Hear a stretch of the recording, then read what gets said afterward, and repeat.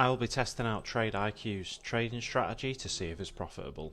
Welcome back to Trades by Mo, and in this video I will be testing out the braid filter strategy shared by TradeIQ on his personal channel. I'll go over how to set these indicators up and see if I get a different win rate to him. In the video, TradeIQ shared that he had a 75% win rate over 100 trades and a 453% gain on $1,000. So let's see if we get some different results. So there's three indicators that we want for this. The first one, we're going to be using the standard braid filter. Let's go to indicators up here, and it's this braid filter here. When the colour changes from green to red, we'll be looking for sells, and when it changes from red to green, we'll be looking for buys. We don't trade during the grey sessions. The next indicator we'll be adding is the CM/EMA trend bars. It's this one here by Chris Moody.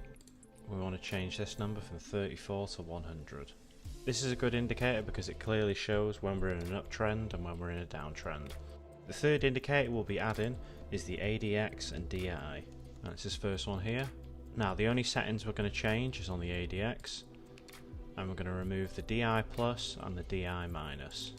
We can make the ADX a lighter colour and make it a bit thicker. Okay, so let me show you how to take a trade.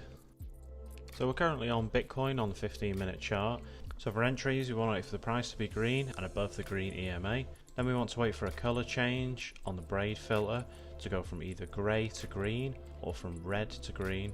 And finally on the ADX, we want to make sure that the blue line is above the 20 white level and it has to be pointing up. So we could have entered on the end of this candle. The stop loss, we either put it at the EMA or at the recent swing low, and we target 1.5 times the risk. For a sell, we want price to be red and below the EMA line, and then we want the braid filter to change from grey to red or from green to red, and finally the blue ADX line has to be above the 20 white level and has to be pointing upwards as well.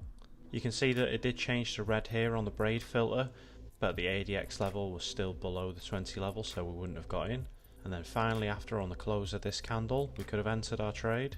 Stop loss at the recent swing high, target 1.5 times the risk. So I'm now going to use the back tester on Trader Edge. I'll be doing this on the 15-minute time frame on Bitcoin, and I'll show you the results in a minute.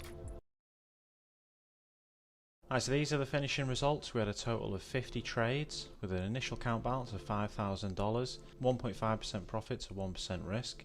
We had a 66% win rate and 33 wins and 17 losses. With a starting balance of $5,000, we would have made that up to $6,888, which is pretty impressive.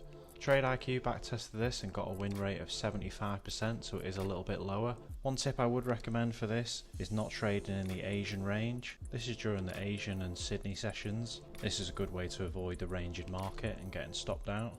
But overall, I think this is a very profitable strategy. You can see we did have 6 consecutive wins and only 3 consecutive losses, which is very good. But I hope you have enjoyed this video. Please hit the subscribe button, and I'll leave TradeIQ's video in the description, and I'll see you in the next video.